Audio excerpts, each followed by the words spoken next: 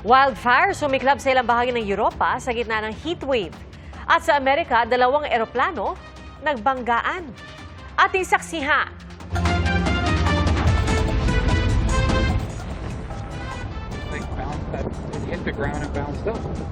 Tanaw may team na usok at malakas na apoy sa tarmac ng isang airport sa Montana sa Amerika dahil sa banggaan ng 2 eroplano. 2 na iulat na sugatan. Ayon sa local media, naglanding ang isang eroplano ng tamaan. Ang isa pa na nasa runway.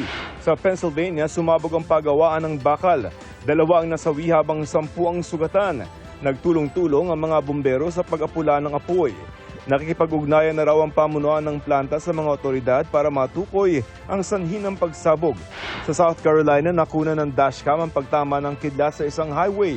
Ayon sa pulisya, linya ng kuryente ang tinamaan ng kidlat na nagdulot ng power outage sa traffic. Ilang sasakyan at bahay naman sa Turkey ang nasunog bunsod ng wildfire.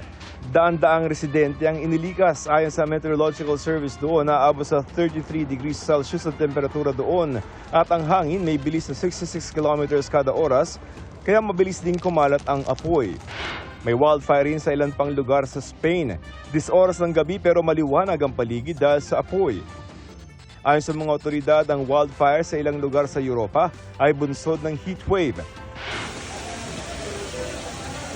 Lumalagaslas ang tubig mula sa kisame sa loob ng isang airport sa Mexico. Nagdulot ito ng pagbaha bunsod ng malakas na ulan. Ayon sa pamunuan ng paliparan, naantala ng 4 na oras ang kanilang operasyon para ayusin ang drainage ng airport. Mahigit 100 flights ang nakansela at 14,000 pasahero ang naapektuhan. Para sa GMA Integrated News, ako si Joseph Morong, ang inyong saksi. Mga kapuso, maging una sa saksi. Mag-subscribe sa GMA Integrated News sa YouTube para sa iba't ibang balita.